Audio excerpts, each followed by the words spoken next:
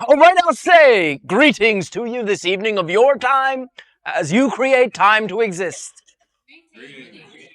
Oh, thank you. How formal. Allow me to begin in our continuing adventures in the definition of consciousness and in the idea of expanding your conscious awareness of yourself as an individual, as what you call a finite being, and ultimately expanding into your infinite nature. For, as we have shared many times, you are all at the same time seemingly separate, but at the same time one whole infinite consciousness. The paradox is that you each experience this at the same time. So it appears that all of reality merges into you, each and every one of you, and indeed it does. Though it seems that this is impossible, though it seems that this is contradictory, oh well, that is the nature of reality. What you call paradox, what you call contradiction, is truly the rule and not the exception. The channel expressed his point of view when I had mentioned that I would speak about what you referred to as out-of-body experience, that perhaps this was not the most grounded of topics to discuss. And I mentioned to him, perhaps you can say, so to speak, mentioned to him, in the way that we communicate, that it was indeed the timing to express more about features or characteristics or occurrences that become spontaneous once you do begin to expand your awareness. Now, perhaps part of the objection on his part was the terminology out-of-body experience, for we have already explained in various instances that you do not truly reside in a body to begin with. Now, our perspective, our explanation of what you are as a being is that you are consciousness, and that literally, were you to transpose the idea of space and time upon consciousness, that your body exists within your consciousness and not the other way around. However, we chose that terminology because you experience the apparency of residing within a body. When you begin to entertain the idea that your body exists within your consciousness, you begin to give yourself the opportunity to experience more of yourself than simply the point of view from what you call the body. However, when we first mention it, individuals will entertain the idea, but perhaps still feel on a rudimentary level that they are indeed within a body. To be able to communicate with you, to be able to have common ground, common terminology or definition, we utilized your own label, out-of-body experience. What I shall endeavor to do this evening is to explain a little bit more about that phenomenon from the perspective, however, that your body is within your consciousness and not the other way around. Again, as you expand your awareness, as you are willing to entertain the fact that you are more than just your physical existence, more than just your physical mentality, you begin to experience more than just your physical awareness. When you understand that your body exists within your consciousness as an idea, it becomes more apparent as you are willing to entertain this idea that this is so. If, for the purposes of analogy, you will picture yourself as a sphere of consciousness. Now, a sphere is still finite. It still has boundaries. It is still contained. So to truly say that your consciousness is spherical is inaccurate. Your consciousness is infinite. It goes, so to speak, in all directions forever and ever and ever, has no beginning, middle, or ending. But since you are choosing to experience a finite reality, a finite point of view, the analogy of a sphere can be useful in beginning to expand your awareness, as you say, beyond simply being a body. A body you are, but a body is not all that you are. You are far more than simply that idea. And another way to express it is that your body is your consciousness, not that your consciousness resides in your body. So for the purposes of analogy, picture yourself as a sphere of energy, a sphere of pure consciousness. For the purposes of focus, picture your body as simply being a minute point at the center of the sphere. Now again, all these designations are arbitrary. All these designations only make sense in space, in time. The idea of center, the idea of boundaries are all finite concepts.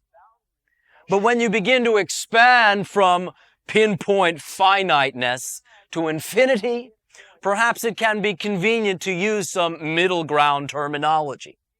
So this will allow you to expand through symbology, still existing in space and time, your conception or your idea of yourself, and allow you to look at it a little bit differently, a little bit more expansively, though still somewhat finite in nature.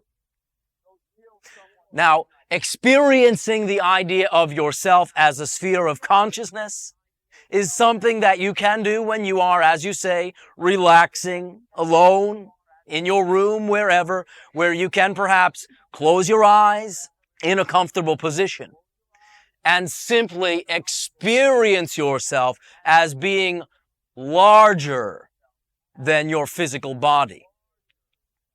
The idea for now is to simply use this analogy. And then you can experiment, play around with it, as you say, later in your time, in your space. While you are the spherical consciousness, picture that you can open the eyes of your perception in any part of the sphere. When you open the eyes of your perception at the center, in the point in the center that you refer to as your body, the apparency is that you exist within the body, within a reality that is separate from you. However, I remind you that it is within you. Everything is within you. Not only is your body within you, but so is your chair, so is your building, so is your city, your state, your country, your world, your solar system, your universe, your galaxy, your entire infinity. This is how big you are, and actually bigger than that. When you open your eyes at the point, and I mean your perceptive eyes, which includes all your five senses, that is represented by body, the idea of body. The apparency is that you exist or are housed within that point and experience from that point. When you close your perceptive eyes at that point and open them elsewhere in the sphere from the perspective of the point that you call body, you are now having an experience that would seem to be out of body. You are, however, and only ever can be, still within yourself, within your consciousness. So you are not truly outside because there is no outside. If everything exists within you, And you will find, as you expand through the different phases of awareness in what you consider to be your linear existence, that everything is indeed within you. Then nowhere that you experience, nothing that you create is actually outside. It is all within you. However, when creating the convention called physical world, physical body, from that perspective, it can seem to be outside. When individuals create what you refer to as out-of-body experience, they may have the apparency of leaving their body and existing as a finite consciousness outside their body. But the mechanism, in actuality, what is occurring is that the perceptive porthole, the perceptive senses, eyes, if you will, are closed in one space and time location and open in another space and time location.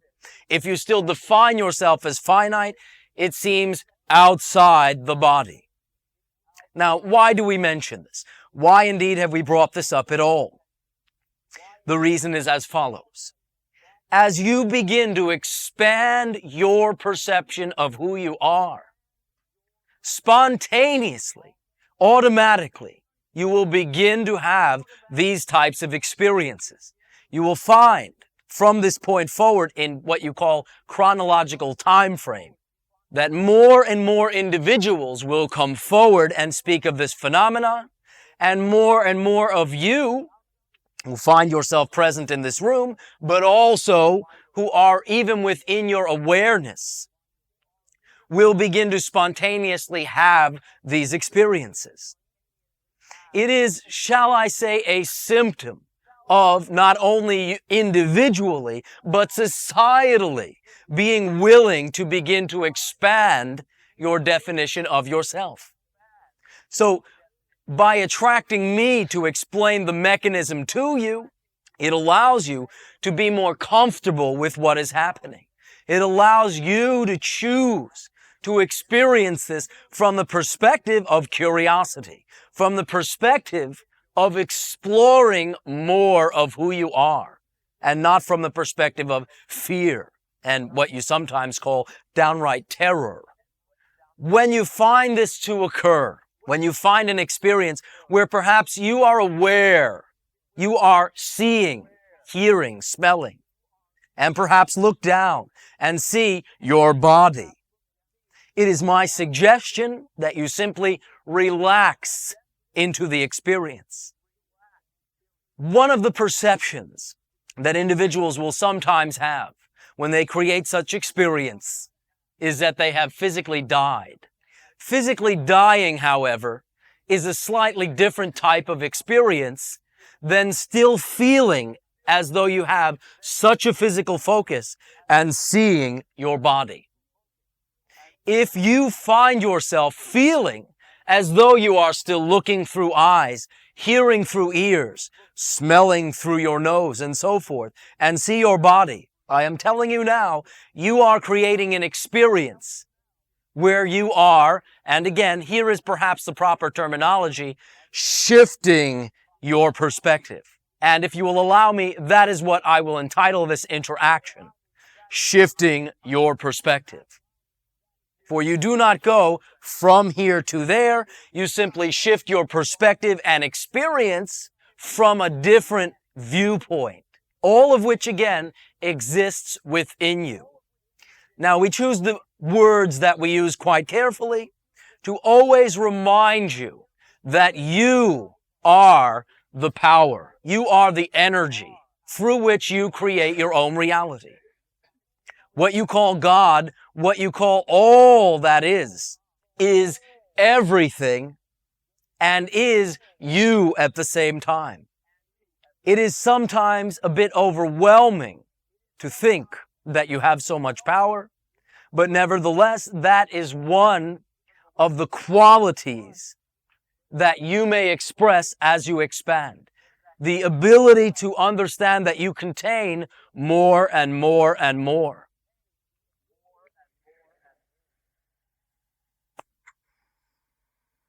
One moment. All right. For specific reasons, I will open this interaction for the exchange at this point. If there are any questions about what I have said, please feel free to ask them. Ace. When we shift our focus, is it actually us shifting our focus, or are we actually identifying with another aspect of the self? Well, ultimately, it is you shifting your focus. But in the process, you are identifying with other aspects of what you may express. The idea of expanding is including more of the possibilities that are within you. And secondly, we talk about this being a shift, and you pointed out that it happens sometimes spontaneously. I'm curious about the mechanism by which it happens. Ultimately, of course, we decide, but many of us have had experiences of out-of-body experiences, if you will, so spontaneously that we're not conscious of having made a decision. At what level are we making that decision? And is it possibly an awakening mechanism, like a pre-programmed, timed type of mechanism? It is more the idea of a threshold that you will achieve within yourself of acceptability that such an idea is possible. Our timing for communicating it has to do with allowing you to attract a source of explanation to feel more comfortable about it. But once you have accepted to a certain degree that you do indeed create your own reality, that you do indeed create the experience that you call your life, that you call your particular experience itself, you reach thresholds which have certain characteristic experiences that are generally expressed. Does this answer the question? Yes, and it brings up the question about developing the ability to have this experience deliberately. Is that something that just naturally comes in the course of time when it's appropriate, or is it something that one has to practice? The idea of practice is simply arbitrary.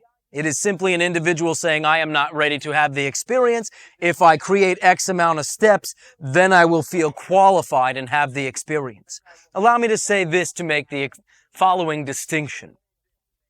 Reasons for doing so come into play. One of the reasons individuals will imagine, well, I would like to have an experience such as this, leaving my body, is that they will feel the need, through not taking responsibility for having created themselves as a body, to escape, as though the body is somewhere they were put, and that escaping would be quite desirable. When that is your motivation for attracting that type of ability and experience, in general, you will short-circuit your own ability to access that shift in consciousness. When it is simply because you now understand yourself to be more than you formerly believed yourself to be, and are willing to dive into exploring the qualities of expansion, that is the mindset through which you will be able to be more consciously intentionful about having such an experience. As an escape, that rationale literally cuts you off from the ability. As an exploration and an expansion, through the willingness to acknowledge your choice to be here and simply expand your definition of the experience of here, that is more of a conducive mindset.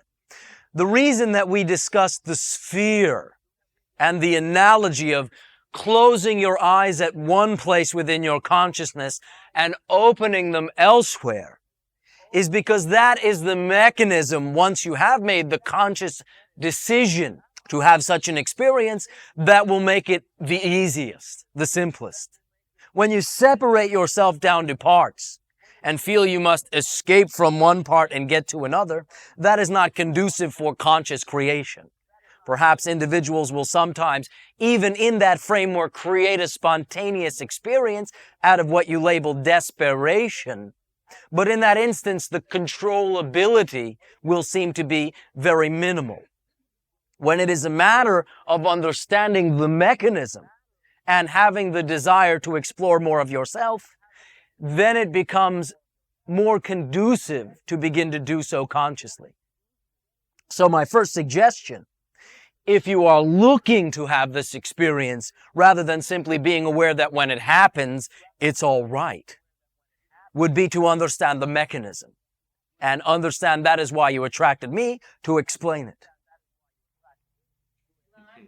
Ace. I had the experience many years ago, and two words you used that really do explain it for me, or part of it. One was spontaneous, and the other was power. I was sitting in a room with a friend of mine, carrying on a very, very safe conversation with her. And then 1 minute, one flash of a second or less, I was looking down from the corner of the room and seeing all the people walking around and everything. But the amazing thing to me about it was how powerful I felt and how completely safe and untouchable it was. Totally unforgettable. Totally unforgettable. Well, thank you. The idea is, if you are everywhere and simply shifting your point of view, there is nothing vulnerable about that. If you define yourself as merely being the body, and should the body be damaged or killed, you will then cease to exist, that does not feel very powerful. When you shift your perspective, and indeed see, I still exist. My existence is more than simply the body. It is also the body as an option, but more than just the body. That is a very powerful feeling, for it asserts, it reaffirms the fact that you are indeed consciousness in the fundamental sense, and that body is simply an experience you choose to have as consciousness. Now, this is so, and it will become obvious to each and every one of you at some point. Many individuals allow that point to be death.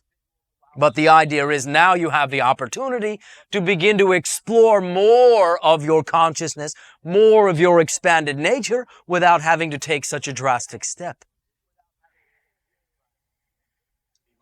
Yes. Greetings. And to you. Thank you. I'm interested in that abrupt ending of the opening.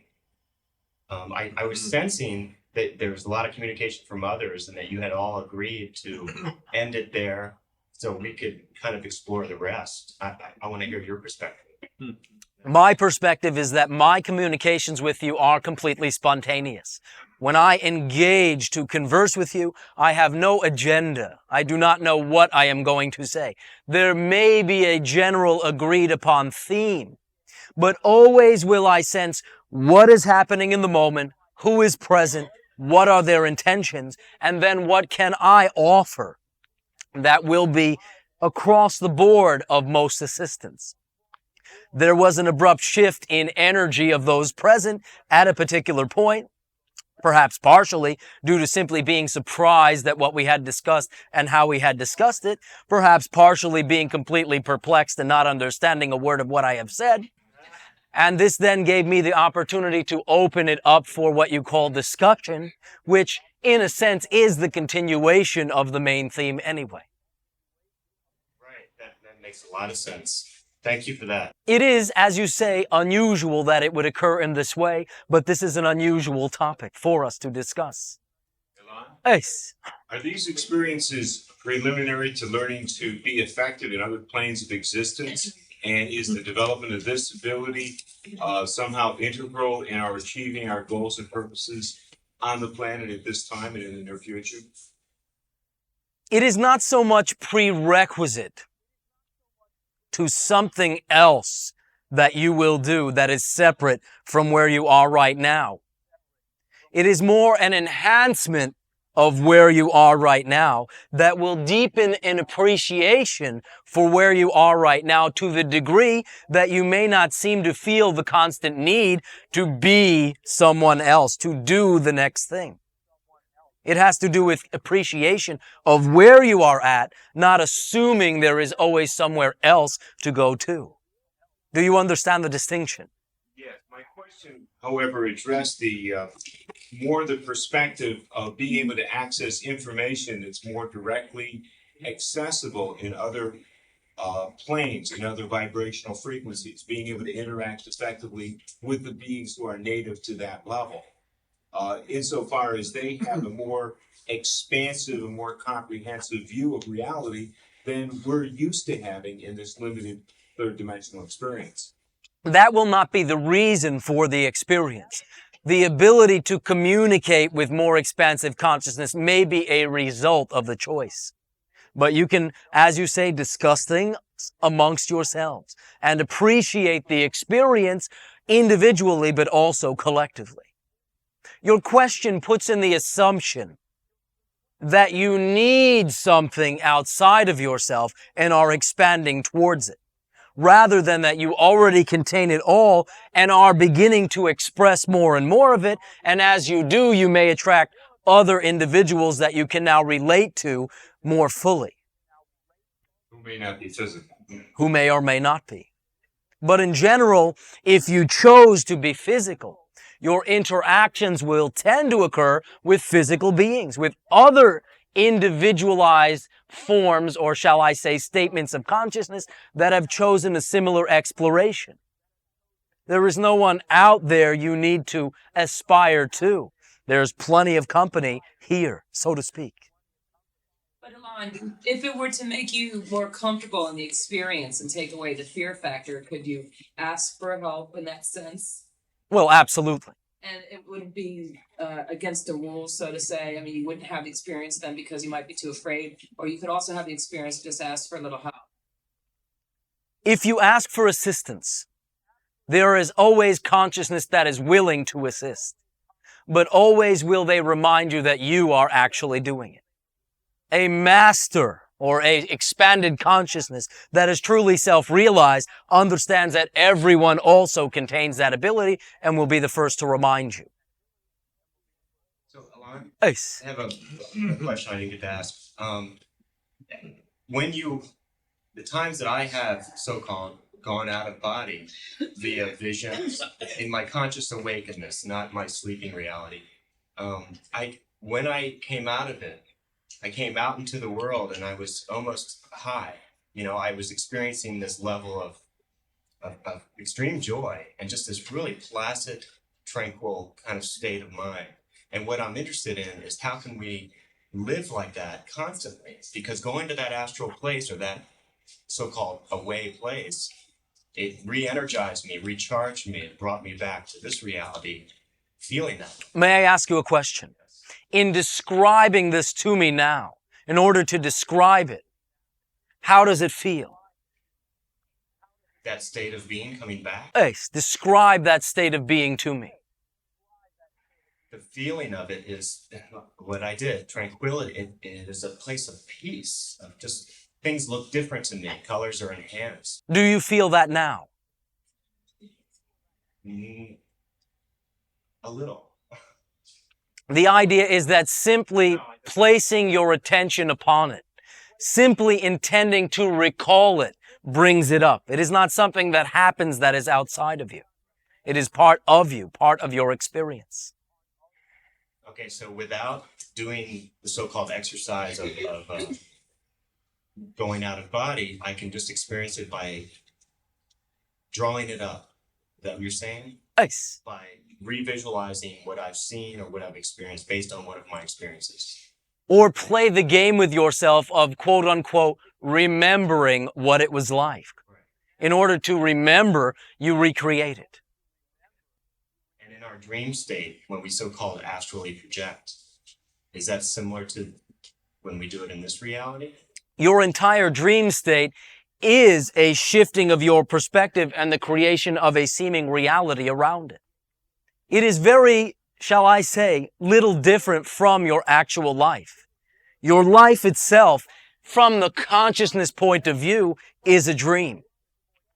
It contains with it certain properties or agreed upon definitions, one of them being continuity. So you wake up from your nighttime sleeping dream, that experience, which is rather disjointed in nature, generally speaking, and you wake up into this dream seeming like it is the next day. But you actually recreate the entire reality with the built-in definition of continuity. Yes. And on that same note, to finalize this, is that this past week and a half, I've been feeling this ecstatic joy and happiness that has been very close to what I described a little while ago, which is interesting that I even asked the question, because I have been really joyful this past week. I haven't been able to sleep. My dreams have been shut down. I've been just excited to get up and continue to live this reality. I haven't been sleeping at all. And I just wanted to add that and ask you about it. I don't know if you... As you begin to expand your consciousness and live this dream consciously, there will be less of a difference where you feel the need to create that dream, this dream. But in this particular instance, I also, shall I say, sense the presence of what you call anxiety. So in your instance, that is not precisely what is occurring. Do you understand what I am saying? I do, but I've asked myself that, and I've been really very happy. I'm not sure what the anxiety is about. I haven't interpreted it as anxiety at all. I've been very excited, and I'm very honest with myself too. I don't think I'm...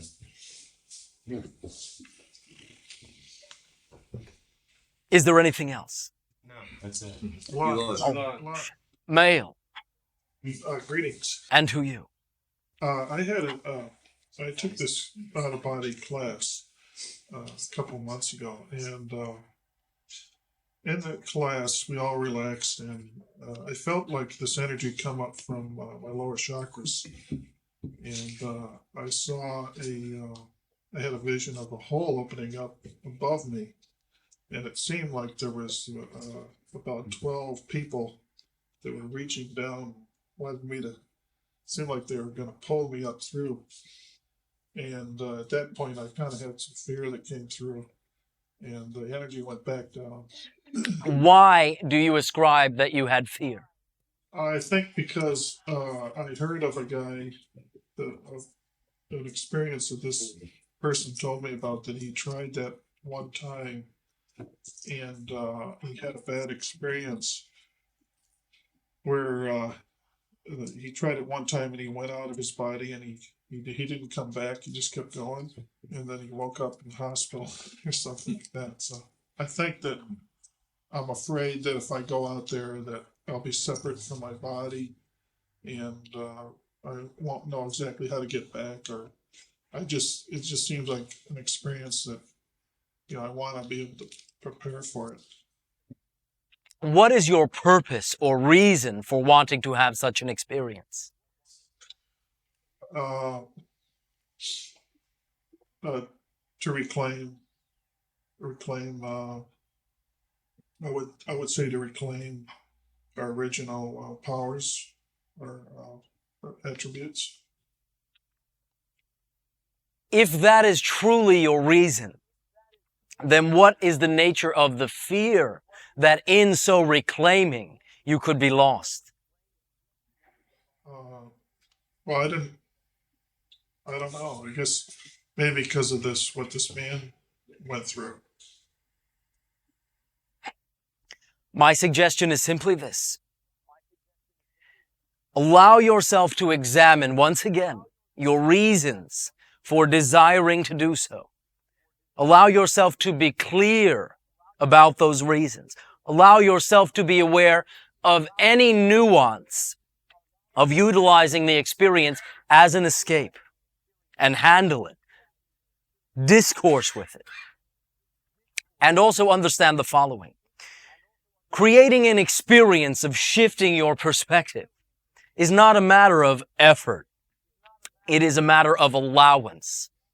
The posture, the attitude for allowing the experience of expansion is a letting go, not a holding on. You do not need a leg up. You do not need individuals pulling you, thrusting you, birthing you into another form of yourself. all that presupposes a tightness, a holding on, an anchoring. So allow the symbols to be obvious and allow yourself to understand that letting go, allowing, is simply that. It is relaxing, trusting, being comfortable. And as an experience begins to create itself around you, so to speak, that will be the apparency, allowing it to happen, understanding that the safety valve, if you must have such a concept, is that you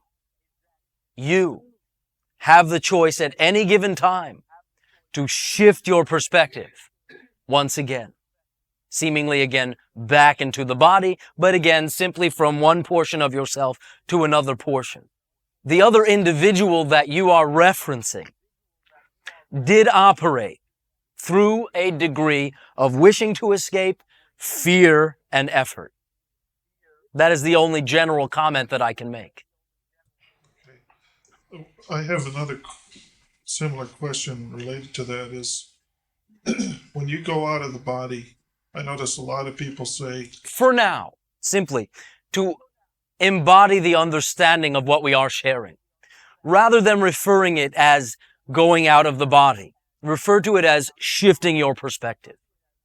Do proceed. when you shift your perspective, I've heard many a times where people then are not aware of their perspective in the body, they're just aware of the perspective out of the body. But can't you have both perspectives simultaneously? Absolutely you can.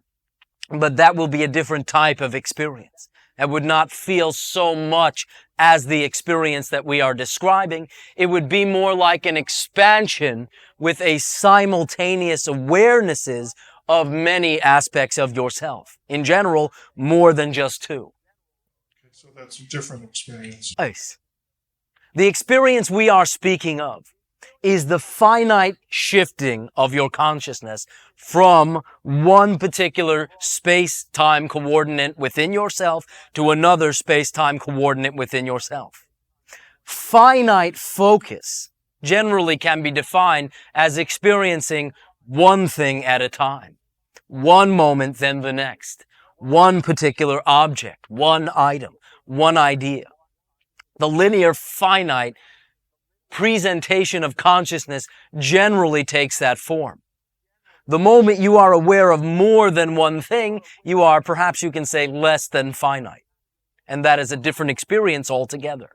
That is an experience of your particular self that you may begin to refer to as simultaneity, which is by definition different than finite. One other aspect to that is there was 12 beings I thought up there, and just a couple of weeks or last week I had this meditation where I felt I saw those 12 beings again.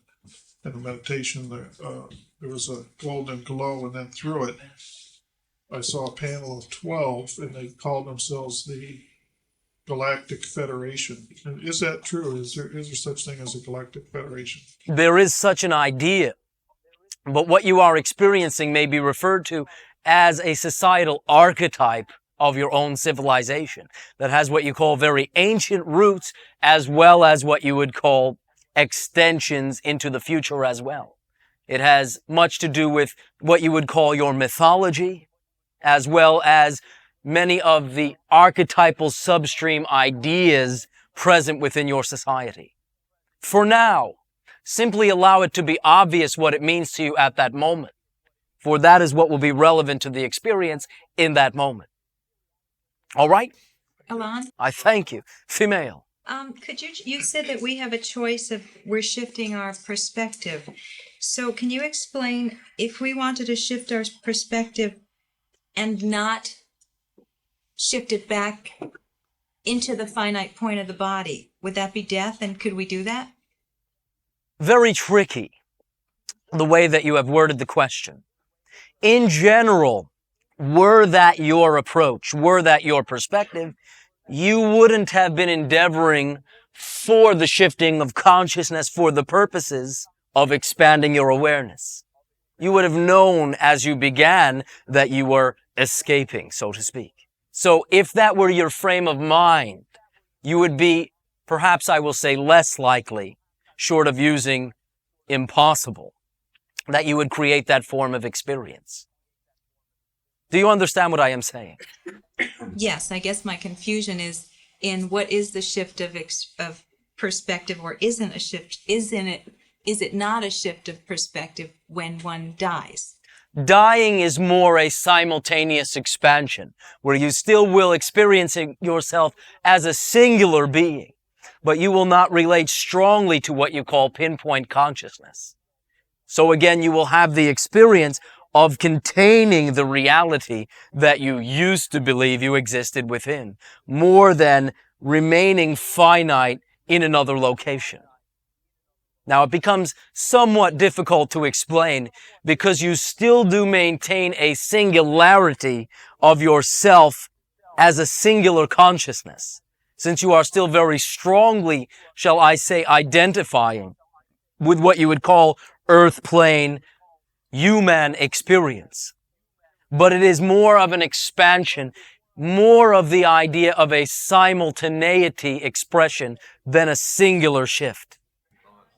Male. Over there. I wanted to thank the person who asked the last question because we had that very question in the car coming down here, and I had told my friends how these questions get answered even without asking yourself. It was the exact question. The other thing I wanted to thank you for was the topic of this discussion. The one thing I cared to talk about tonight was a wonderful experience I had with my husband a few weeks ago, and that was feeling that he was me and that I was him, that there was absolutely no difference at all. That was very special, and I hope I have that often again. All right. That is another, shall I say, version of what we are speaking of, though again, more of a simultaneous form of consciousness, where you understand yourself to be more than just one thing. Very exciting. Yeah. Thank you. Elan, Ace, Mael. I'd like to ask a personal question that gets away from the topic a little bit, if I may. Proceed. My name is Russ. We have met. My question involves my wife Tracy and I. We've noticed some physiological and emotional patterns that are symptomatic of repressed memory. Here's a real tabloid question. We wanted to know if we'd been involved in an abduction experience at all. And I use that word loosely because I understand the nature of the potential agreement. Before I proceed, allow me to ask you a question, may I? Certainly. All right. Without needing to be too specific in what you call a crowd, have some of the physiological occurrences that you each create, that we have discussed, changed in their nature?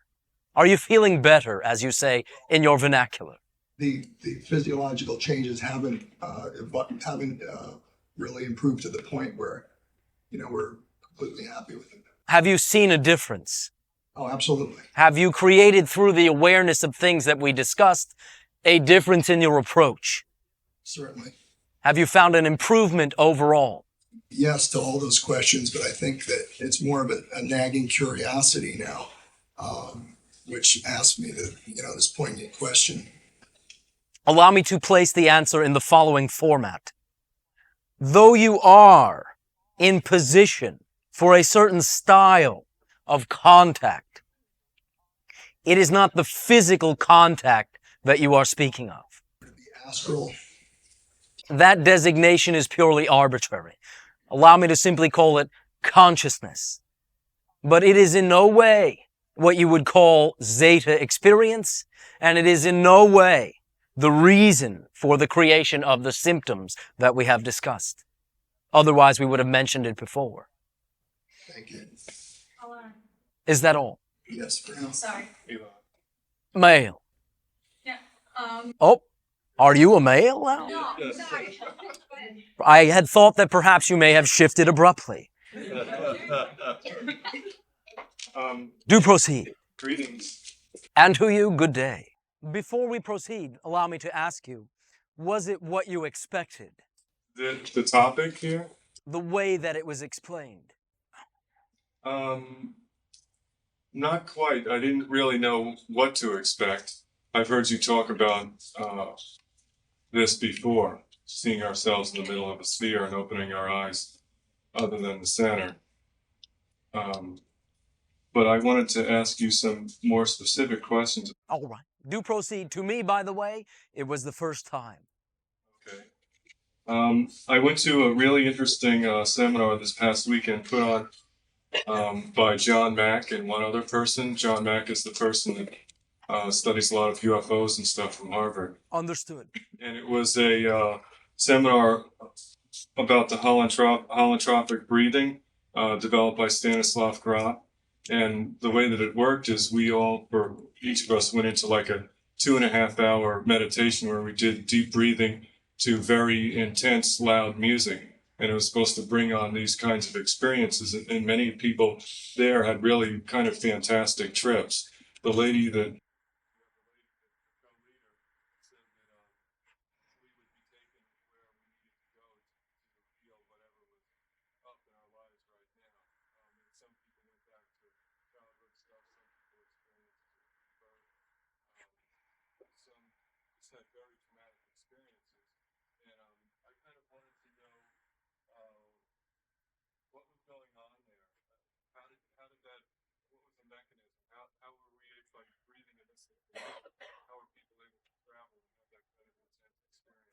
Ultimately, what happened was perspectives were shifted by those willing to participate using any particular, shall I say, procedure or methodology, and I mean this loosely, as an excuse.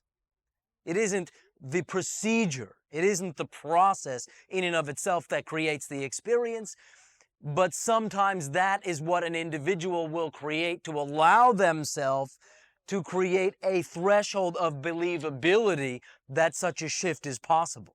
My question to you is, what was your experience? And did you judge yourself for it? Yes, I judged myself for it. And I started doing the breathing. I tend to be more in my head than a lot of other people, so it's harder. Not only do you perceive yourself as being within your body, but confined to the head. All right. A lot of thinking.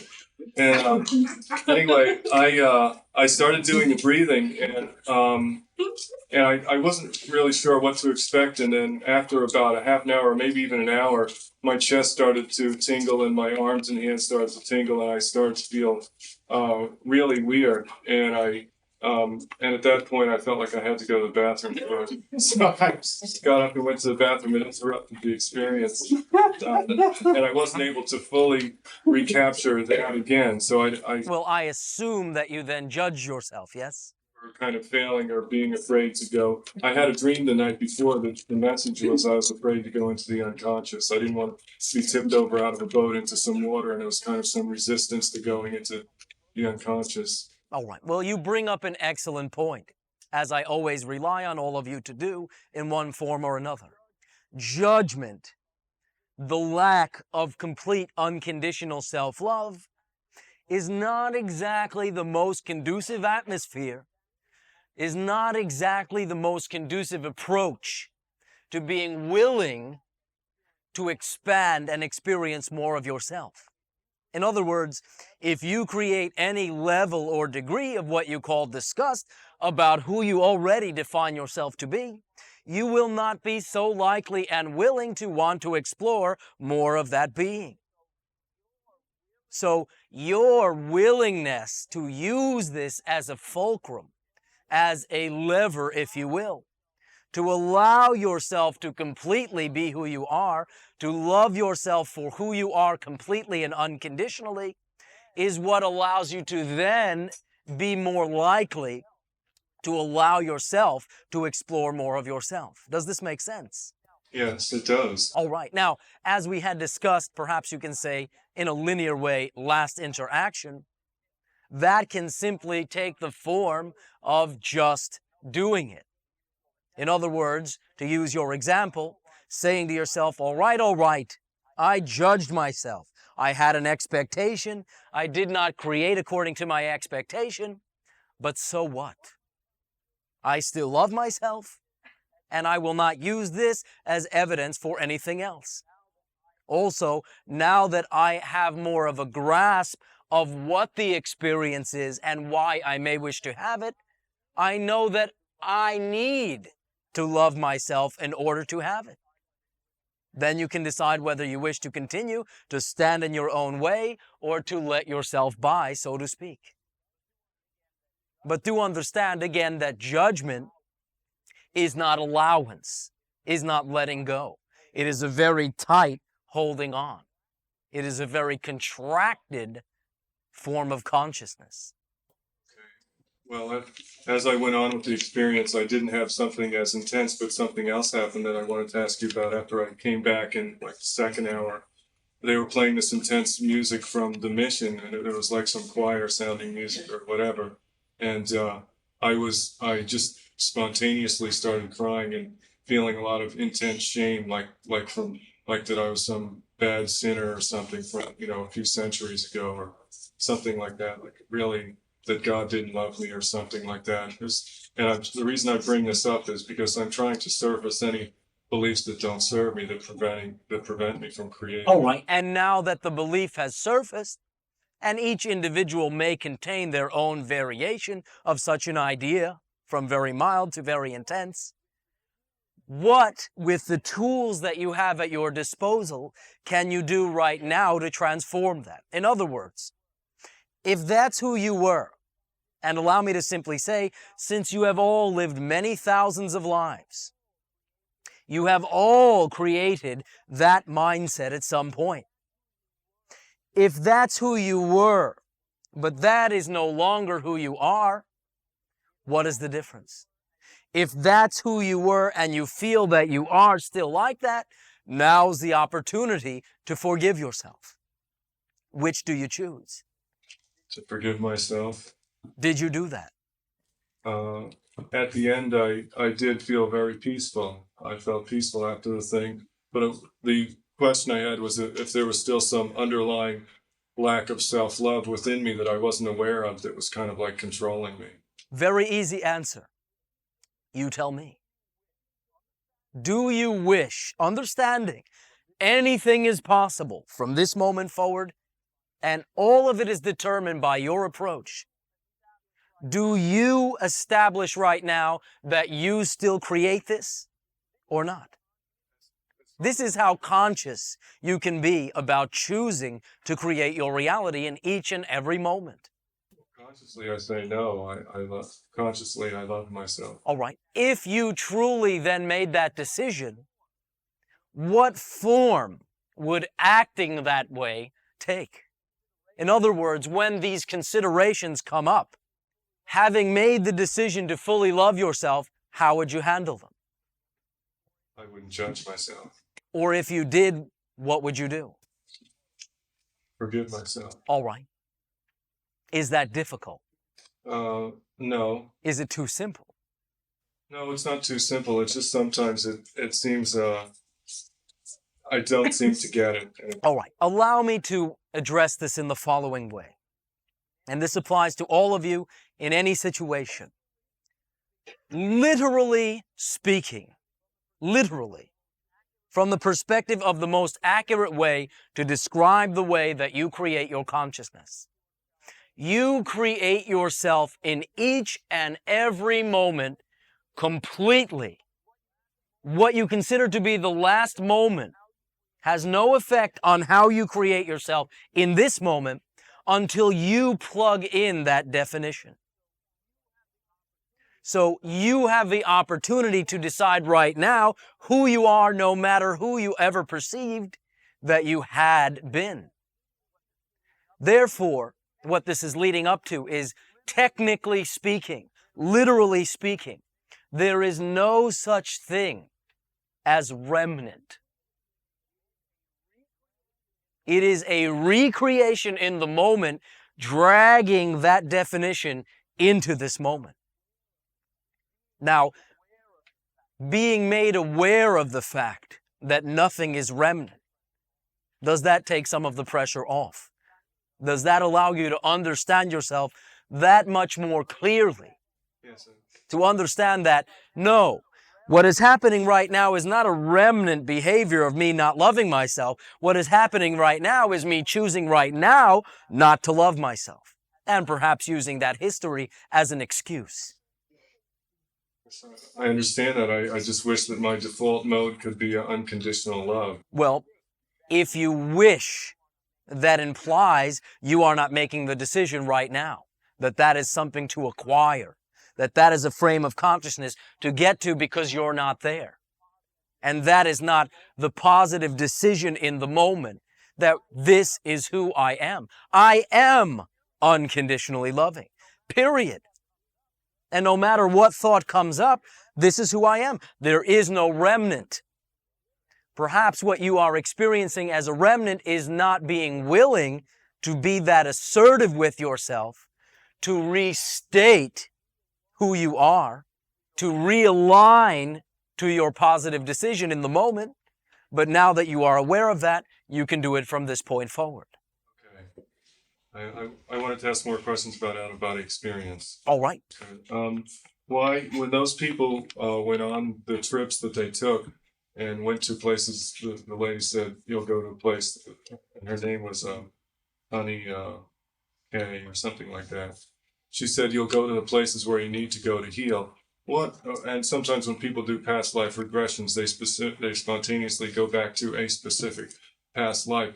Who is it that directs you to that life? What's the intelligence that says this is where you need to go and heal? It is your own intelligence. It is you creating a phenomenon or a symbol that allows you in the moment to make a decision, but it is the decision made in the moment that has the effect, not any recapitulation of any past event.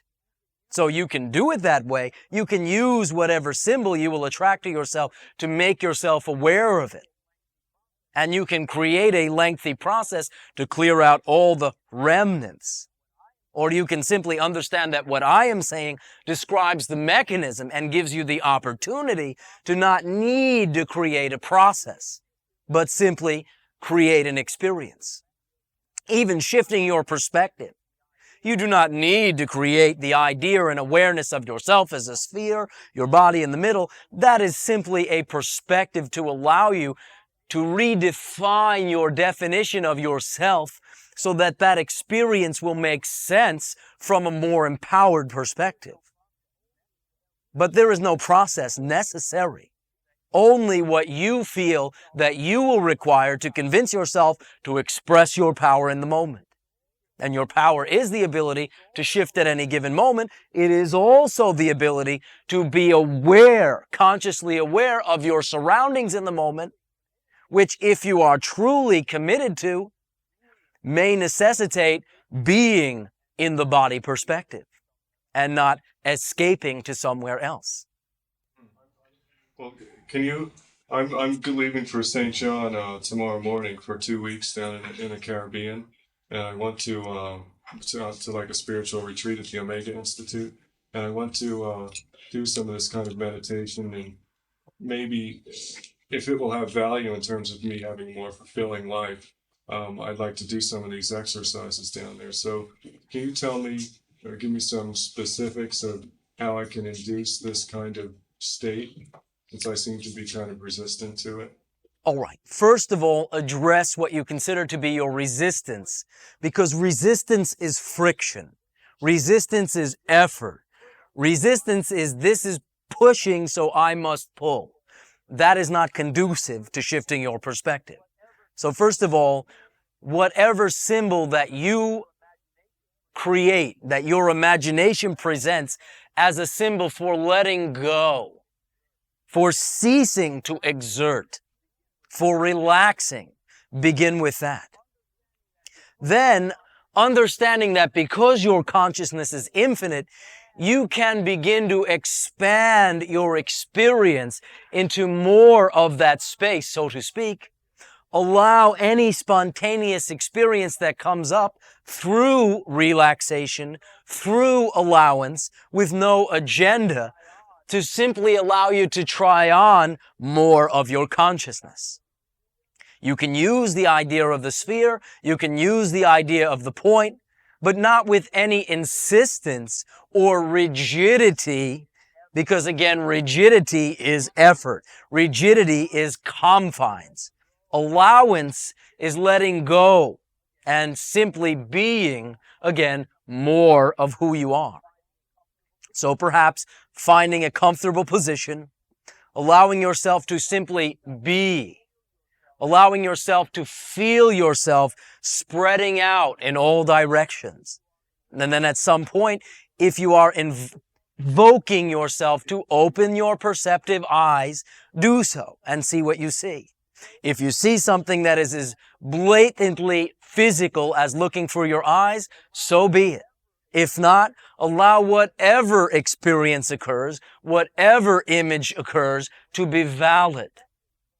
When you shift your perspective, you can shift it in what you call degrees.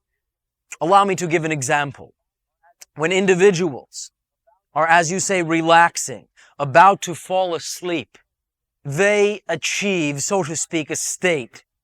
Your scientists refer to it as the hypnagogic state.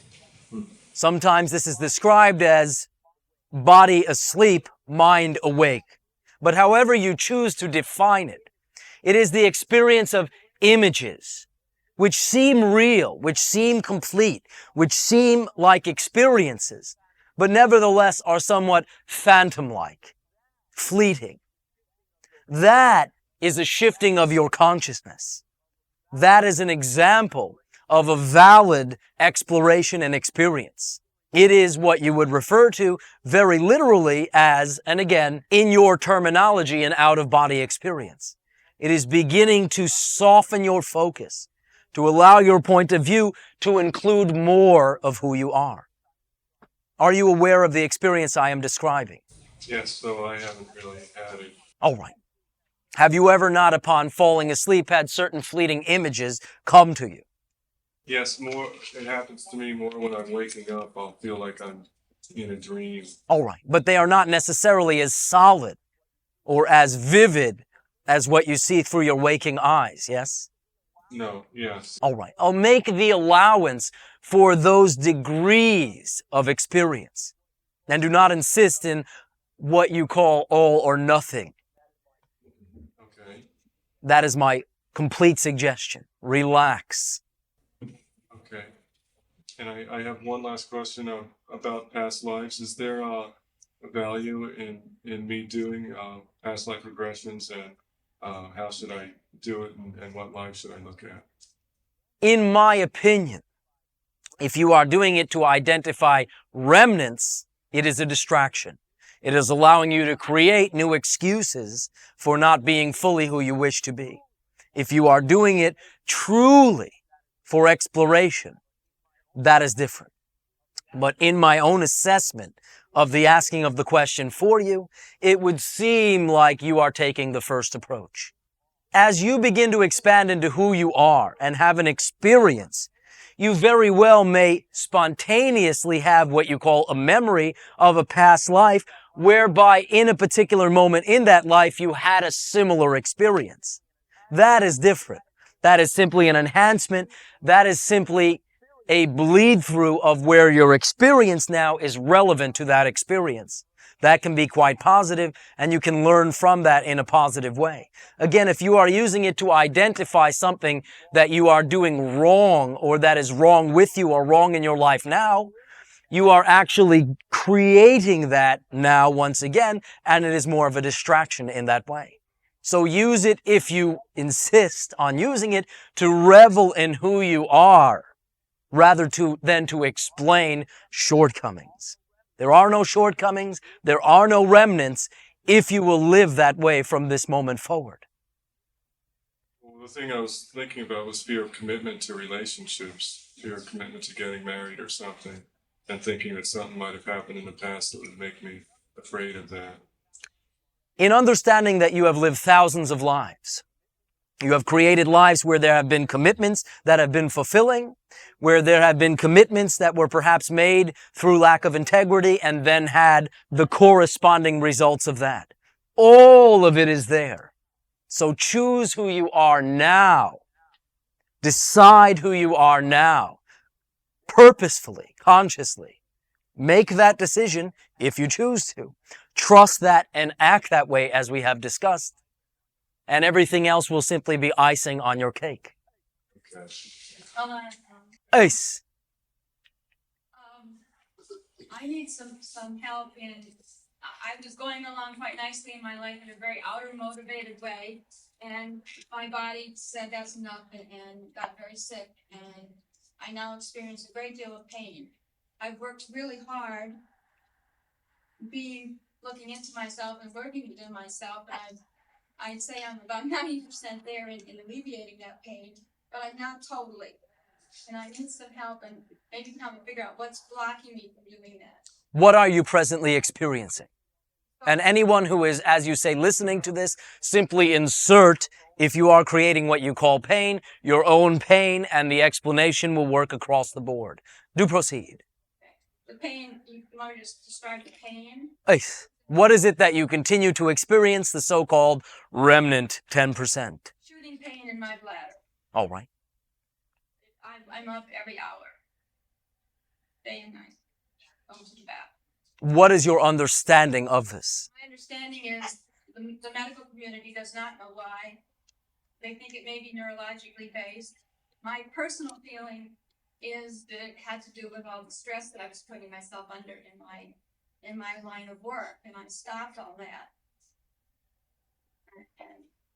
But it keeps coming back a little bit. I'm still not able to keep it totally in remission or make it go away totally. All right. There are individuals present this evening who may be of assistance to you, but as a general concept, my suggestion is this. Set up a template, a model within your thinking, whereby you can picture in your imagination how you wish to feel. Continue to superimpose that model in your thinking upon your experience. Do not let your experience talk you out of who you know yourself to be, but remind yourself who you are when that particular, shall I say, situation arises. Does that make sense? Yes, it does. All right. For now, again, there are individuals who you can access that are present this evening who can be of further assistance as well. Thank you. All right. Hello. Female. Yes. Oh, hello. And greetings. How are you? Well, Perfect. As are you. All of you. I think we need a bit of a tad bit, I think maybe humor to this, because I think people like me are sort of falling asleep because it's so serious, I guess you could say. All right. Tell me a joke and see if I laugh. Well, not quite that. It's just that this doesn't quite go to what we're talking about, but I'm just curious about something. All right. I'd like to know around two short questions. The first one is, do you have so-called holidays on your planet? We have the spontaneous creation of what you would perhaps call celebrations. They are not so, as you say, habitually ritualistic. They are not, as you say, marked on the calendar, so to speak, since we have no calendar per se. But there are celebrations. There are gatherings of many individuals who express joy and revelation in many ways. Thank you for asking. Number two. I'd also like to know, do you have some sort of time on your planet? You know, like we have time as in 1 o'clock, 2 o'clock. Do you have some sort of time on your planet? No, not in the way that you are describing, where we have created technology to keep track of it. We are far more loosely associated with what you would call the cycle of day and night, because we do not per se sleep as you do. So therefore, we are constantly busy, constantly moving about, and in general, in the way that we structure our society, do not create agendas and schedules. All of our actions are spontaneous. All of our actions are completely committed to, lived through, participated in, and allowed to flow according to their timing. Now, because we interact with other societies, we are aware of the idea of scheduling. We can, in that sense, participate in the idea of scheduling, but not in the way that you might imagine. For instance, your particular experience is that the channel starts the interaction at 8 o'clock. Well, let's say that is theoretical. It has not generally started at that time.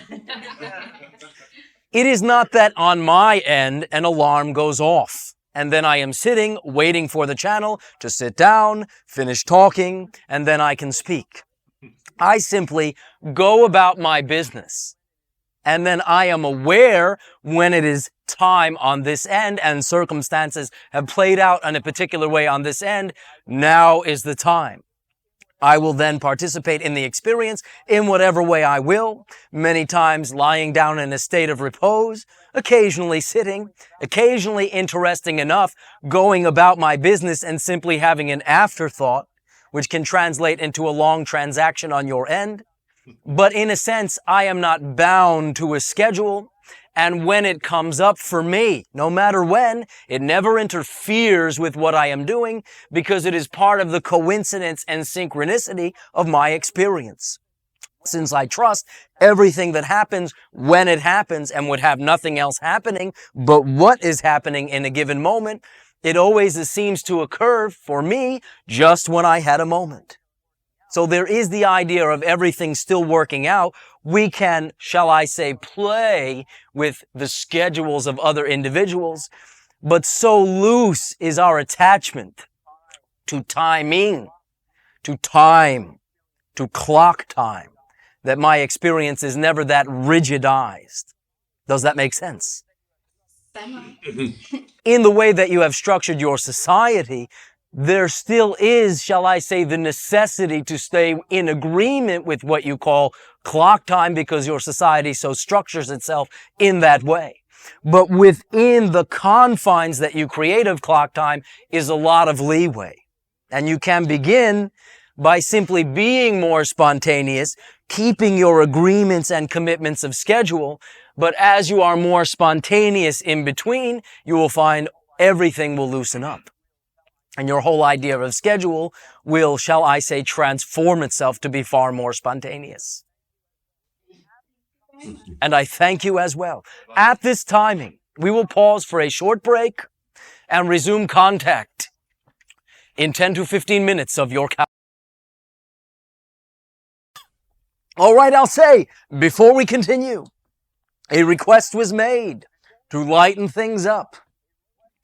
Being that you are all inherently beings of light, that should be, as you say, a no problem. As we proceed, do remember, though what we have been discussing is detailed, though what we have been discussing is mechanical, or perhaps you can say very physical in nature, the idea of expansion need not be so complex and so broken down into many complicated components. However, for the purposes of clarity, for the purposes of understanding, this evening was the timing for the dispensation of that information. To whatever degree you need to make use of it, you will. To whatever degree it seemed irrelevant to you, it will become relevant as it needs to. Those of you who have had experiences such as we have described will have what you call more of a comprehensive understanding about them. However, unlike many of the interactions that we have had with you and members of your society, the explanation that I began this interaction with was what you would call preparatory in nature. Therefore, it may seem more relevant, more useful, more pragmatic in days to come. Again, generally, we do not function this way, but there is a particular timing, a particular threshold that you have reached societally, collectively. And it is the timing for the dispensation of that information. And I simply ask, if you wish, nobody will force you to trust me on this one. Therefore, as we proceed, we can continue to honor the individual's request for lightness, if you will, as well. Therefore, to whatever degree your imagination is engaged, I ask you now how we may continue to mutually be of service to each other, sharing. Ace! Now, that was an example of simultaneous expression. That's right. Lighten up. Female. Elan, Ace. can we change can we shift the perspective to your planet? There are many of us here who would like to hear more about your society. Is there something specific that you wish to discuss, as we have shared many aspects and details of our society in interactions past? Tell us more about your version of parties. What do you do when you get together, and how does the conversation happen? And All right. Do understand that we are beings of fun and excitement. We, because we are committed to who we are and what we are doing at every moment, drink in life fully, consciously are responsible for our decision to be here as physical individuals and constantly aware of the fact that we have so chosen. Therefore, there is never anywhere for us to go or something for us to do that we are not already doing. Everything that we are doing in every given moment is a complete commitment to that particular event.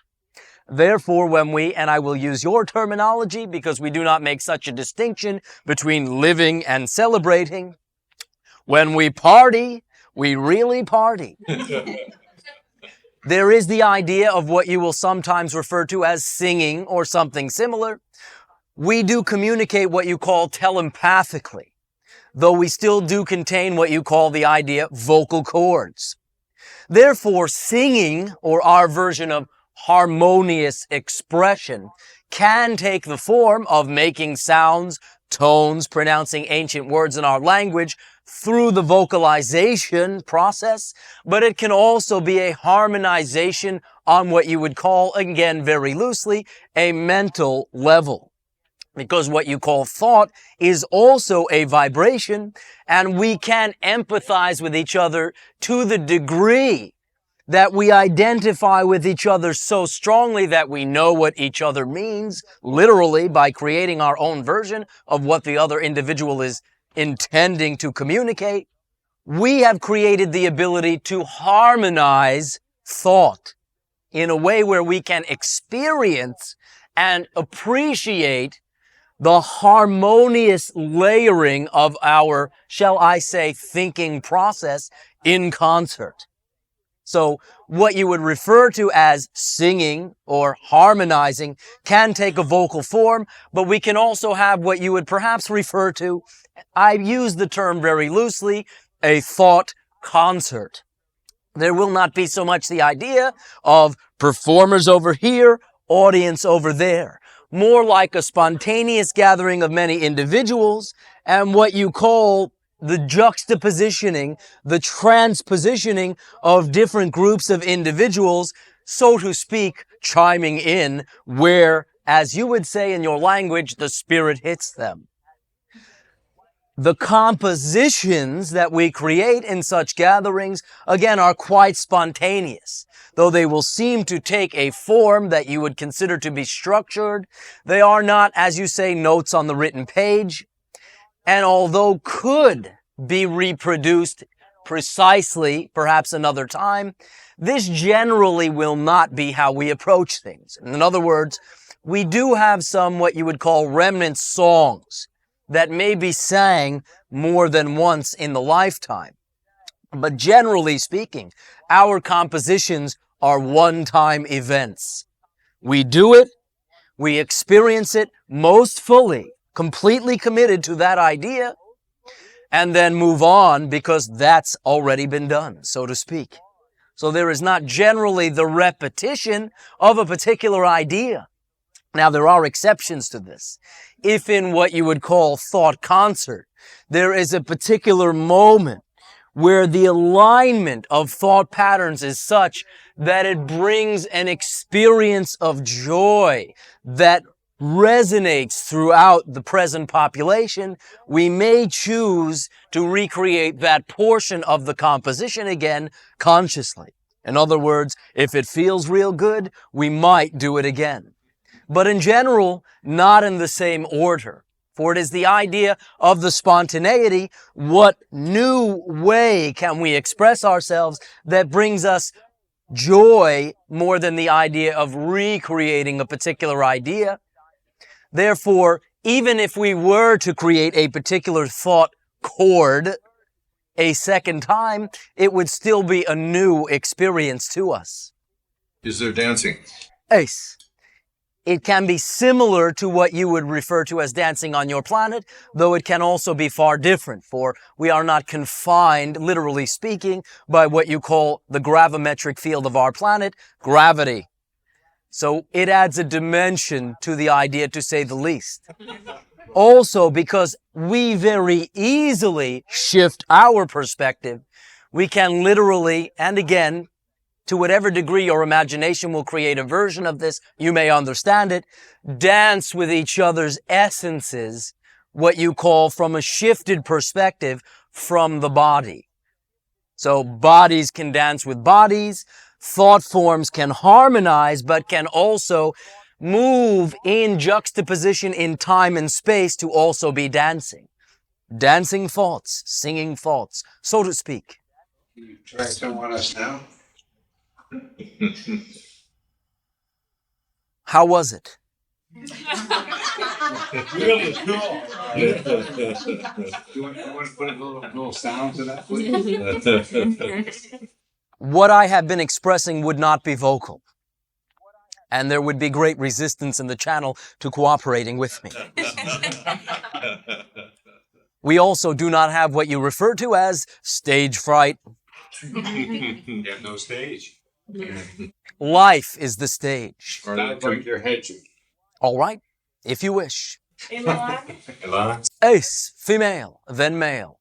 Bashar told us on a wonderful tape called The Legacy about our physical relationship, our connectedness in history. And I keep losing this tape and I can't share it with my friends. Could you give us a little bit about that? Briefly, the creation of my society, which, if you look at it from your linear point of view, would exist in the future. That is not precise. We exist in a different dimension altogether, but it would seem to be future. The creation of my society is a result of the admixture of what you call your human genetic structure and the genetic structure of another what you call extraterrestrial society.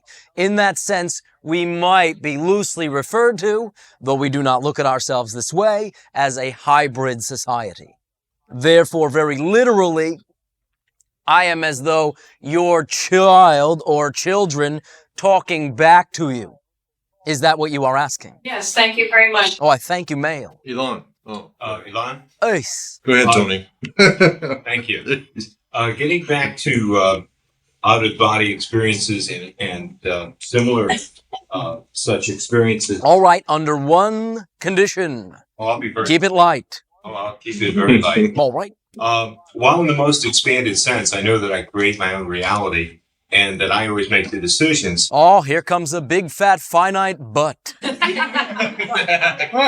the physical plane, I have friends, associates, and mentors who facilitate, coordinate with me, and allow me to access information and organize it in ways that enable me to be more effective. You are very creative and very persistent. Do proceed. It seems very natural for me, and it's a comfortable concept for me that I have non-physical associates. All right, before you proceed, that is something that will occur spontaneously. The point that I make with you is that you do not need any external source. And when you are willing, without the reliance on a teacher, on a master, other than yourself, on an external structure, on a more expanded level of consciousness, when you will allow yourself to take steps to be similar to a person of that vibration, communications, company of non-physical beings will become part of your experience. but out of attracting what you have now become, not someone giving you a leg up. What I'm addressing is the mechanics of the spontaneous types of experiences. It occurs to me that I have associates with whom I have empowered to activate certain processes and facilitate certain experiences at certain timings relative to my development to enable me to expand into more expanded reality. Understood and confirmed. Now, from your point of view, are you able to perceive those beings that work with us on a non-physical plane? If there is a reason for me to, absolutely. And is it?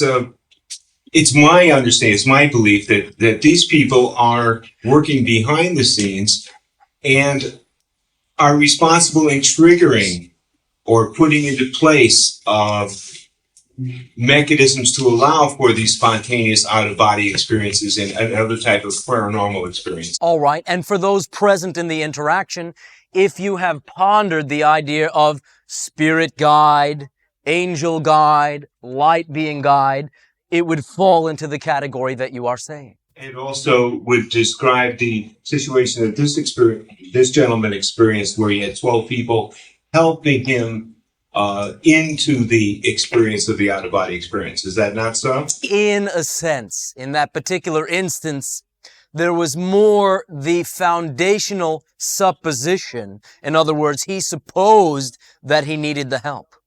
I see. Now, do understand, spirit guides there are. Expanded consciousness communications there are. Angelic assistance there can be. These things exist, they are options. But as you expand, you reach the point where what the agreement becomes is what you call, in one of your languages, laissez-faire. Leave them alone. That is the action. When you reach that threshold, which is where many of you, if not all of you, are at, what allows you to take the next step, what allows you to redefine that system of support and what it means to you, is your willingness to function consciously by yourself and not need the guide. The spirit guide never actually does anything for you, never actually tells you something you don't already know. They simply allow you to trigger within yourself timings. But part of the timing is reaching the threshold where you will remove their external assistance and be willing to function more as an equal, as a companion, rather than teacher, learner, master, student. That is one of the, again, timings and reasons for beginning to explain to you that you will begin to create spontaneous, expanded experiences. One of them would be what you call the out-of-body experience, but others will be seeming to converse with other entities. Others will be having dreams of being in places that are very familiar to you, which you do not remember being in this life. Others will simply be, while you are going about your business in your daily life, finding that you are that much more aware of what is going on right in front of you, that much more committed to what you are doing, that much more willing to say, I have chosen this. This brings me joy. There may be certain things that I have put in place in my life that I am going to change, but no big deal. Now I am in the driver's seat. And part of being in that seat is beginning to act as an equal to all the guide consciousness. It is your move. Well, these are your friends, or these are my friends. Both are accurate. But sometimes the most, shall I say, assistive thing a friend can do is lay off. Now, along the line of moving into a more expanded experience, is it not possible to be many places at once, as opposed to moving from one aspect of yourself to another? Actually be present in many places at once? Absolutely. And that is another, again, experience you will begin to perhaps have. Again, it may seem fleeting at first, that all of a sudden you are aware of more than one thing in a given moment. Generally, when you have accustomed yourself to a one at a time finite viewpoint, this may seem confusing. This may not make so much sense at first, for you are acclimated to thinking one thing at a time. Suddenly, more than one thing is at your awareness at the same time. Confusion may be the general first response. But the idea is to simply allow whatever expanded experience occurs to happen and realize when it happens, nothing is happening to you. Nothing is wrong. You are not losing your mind. You are beginning to be willing to experience more of yourself. If you are willing to embrace this and relax, certain of these instances will increase and you will learn more about yourself in the space of a moment than you seem to have learned in your whole life. If, however, you are in fear, if, however, you contract, you close down the experience immediately, and this means that you have, as you refer to it, a safety valve, and will never go farther or faster than you allow yourself. Knowing that you have this control allows you to perhaps choose to experience more of yourself comfortably, safely, securely, as you say. There is no outside waiting to get you. There are no external beings to pull you from your body and then hold you there so you can't get back. Another entity, another consciousness, from the perspective where there is more than one consciousness, cannot truly inhabit your body, because your body is in your consciousness. Your body is made of your consciousness. It is attuned to your consciousness. What you call physical spirit possession is not something that literally occurs. In that instance, a person vibrates, generally through fear and helplessness, to the vibration of perhaps another entity, but the other entity never actually inhabits your body. It is impossible. Therefore, you cannot, when you shift your perspective, truly be trapped out or replaced by anyone else. It is not possible once you understand the mechanism. However, it is entirely possible to show up at a place with a different vibrational frequency in a body appropriate to that locale. Yes, but it will be your body, another body within you, not someone else's body. And we have the capacity to change or alter our body in any way we choose at that conscious level. You do it from moment to moment to moment. Creating health, creating disease is simply the spontaneous transformation of your body.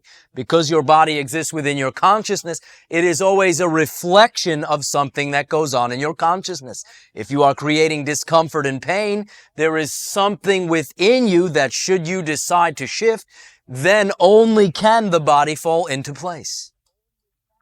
Thank you. Male. I had that experience last week, but I'm going to call it more of a remembrance because it seemed that it was more of an understanding of something that I knew at one time, or maybe I knew all along, but I envisioned myself as, the creator of an infinite number of experiences, all considered an infinite present now, and the illusion of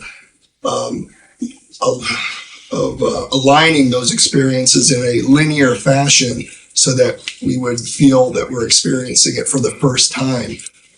But in actuality, reality is more of a, like a Slaughterhouse-Five, Billy Pilgrim effect of not being bound to past, present, and future.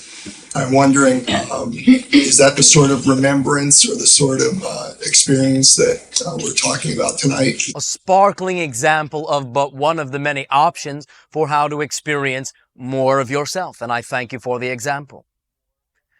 What I am also saying is that this is the threshold timing, and all of you, to some degree, in some way, shape, or form, will create such an experience. Whether it seems like it's out of the body, whether it seems, as I said, as a dream, I am simply giving you something you can call it where you can understand that you are experiencing the effects of expanding. And congratulations. Is this experience going to involve the mass consciousness, or are there some who would maintain existence in a more dense physicality and perhaps resist the increased vibratory rate that would allow for a lighter body and ability to experience such things? Different individuals will choose to express different degrees of their expansion and awareness, but as a whole, through what you call your media and your awareness of the mass, you will begin to see the emergence of more of this type of effect. It will seem to happen, as you say, exponentially, all at once. Elan? Cecil. Thank you. Greetings. And to you. Let's see, I've forgotten what I wanted to ask. As Billy Crystal would say, just kidding. There we go. Welcome to the moment. Just kidding. I've heard other entities, and I believe yourself, Elan, indicate that if we have the thought or the idea, if we contain it, then we have the potential or the capability to achieve it. Absolutely. If something moves you, if something excites you, it does so as an indication that you are able to create it. Therefore, within the last several weeks, I've become highly motivated to achieve teleportation, which to me means I can physically move my body somewhere else on this planet, let's say. Understood. If that means I got to be two places, that's okay. I don't mind. But I want to be able to go somewhere right away, fast, right now, and save all the time, the energy, and the expense, and do it frequently. How can I do that? Wish to accumulate a new type of frequent flyer mile. The idea is generally in the way that you will create the experience. You will, and I use your own terminology, tend to crawl before you walk, walk before you run. One logical, shall I say, result of beginning to expand your consciousness will be to physically, shall I say, seemingly dematerialize and rematerialize the physical point of view as well as the body with it. But generally speaking, in a linear way, you will first do so through consciousness. It has to do with the agreement that you made to be physical, to be finite, and it has to do with having chosen to express that agreement through certain protocol. Now, also, as I had discussed in terms of having yourself experiencing these shifts in perspective due to wanting to discover it rather than escaping, in the way that you are presenting to me your wish to teleport, I sense an underlying, shall I say, presence of powerlessness behind the motivation. If I didn't believe it's possible, I wouldn't have asked it. Understood. Okay. Well, how does that indicate powerlessness? You feel as though that you have created experiences that in order to, in that way, fully be that person, you would need to break the agreement rather than, in that sense, keep with the agreement and still get what you want. I'm results oriented. How do I do it? I really want to achieve that. The best answer that I can give at this moment, to simply keep it brief and relevant, is that now is not the timing. Therefore, in doing what excites you from what's available in the moment, factor that out and choose something else that is available. Then, in the living of your life, that can become available. Though at that point, you may wish to not do that because there will be other options. Okay, I will ponder what you've just said. It's one of those trust me on this ones. Have there been people on our planet, human beings, if you will, that have accomplished that? Absolutely. Wow. But since the mass has generally agreed to experience a reality where that is not possible, only once you begin to expand your awareness to allow for more possibilities beyond the mass agreement, would you be able to see an individual do so? So if you believed it was not possible and completely expressed it as not being possible, you would not see someone doing it and would not believe it when they told you. I see. Do you on Essassani, do you do it? Ace. Wow. Now, not generally, because again, we are so engaged with the fact that we chose a body. We chose to experience things in this linear way that we live our agreement. We live our purpose for making that agreement so fully that we literally don't have time to do it. Speaking in your vernacular. And that's why you have spaceships. That and other reasons as well. Okay. We still choose the physical convention consciously. You do when you're playing hide and seek. Perhaps when cheating. Thank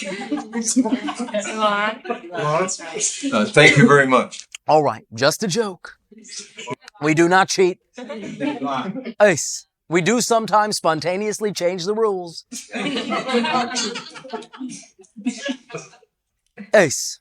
Greetings. And to you. Some time ago, I used to smoke cigarettes. Ah. Yes. All right. I was very sick one time, and I left. Seemed like I left my body. I was looking down at myself, and I saw myself lighting up a cigarette. And I said, "Boy, why are you trying to kill yourself?" And I went back into the body. Sort of. That's what it seemed to me that I did. And that cigarette tasted so terrible, I died out and said, "I'll never smoke again." Now, is that sort of like what you're saying?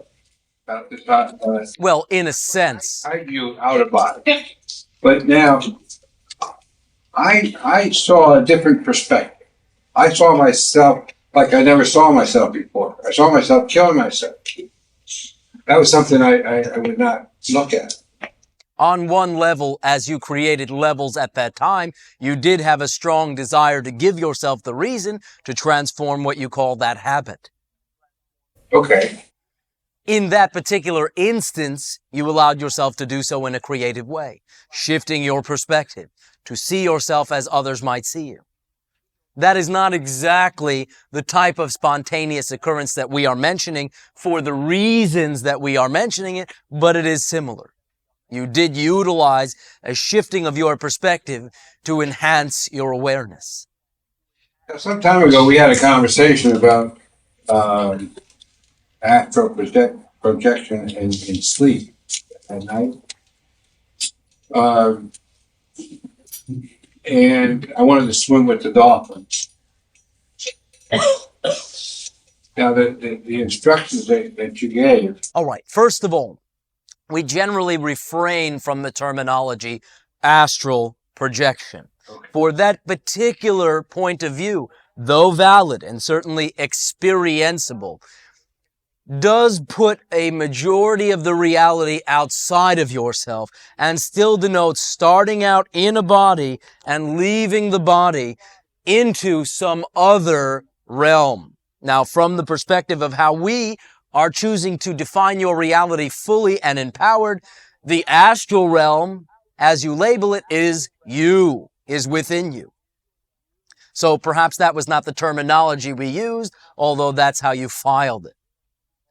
Do proceed. So when I did this, I went in almost like into a tunnel, like drawn into another place.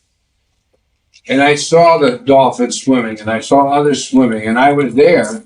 Other than I couldn't see myself, but I saw everything that was going on. What is the question?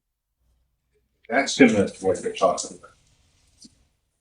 In this particular instance, what we had suggested was a methodology through which you could invoke, and anyone could invoke, dolphin consciousness, which is somewhat telepathic in nature, somewhat expanded in nature, able to be sentient thinking beings as yourself, to create a common experience with you through what you call, what you define, the nighttime dream reality. You created a level or degree of that experience. Because Dolphin consciousness is again similar to your own in being sentient, thinking, self-aware beings, and less animalistic as you define that term. And since they also do communicate through what you call telepathy, as we refer to it, you can communicate with them, and they will be more than happy in that sense upon request to literally create a common experience with you in what you refer to as the dream reality, the sleeping dream reality.